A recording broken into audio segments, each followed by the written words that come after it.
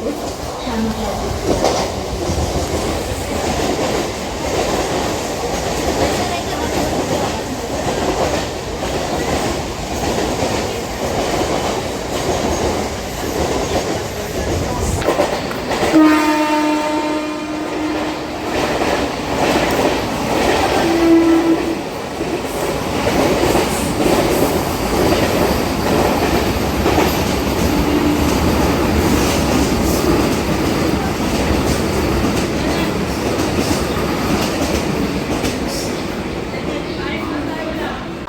अनाधिकृत व्यक्तियों से टिकट न खरीदे, आपके साथ धोखा हो सकता है या किसी और के नाम पर दो टिकट उपलब्ध कराया जा सकता है।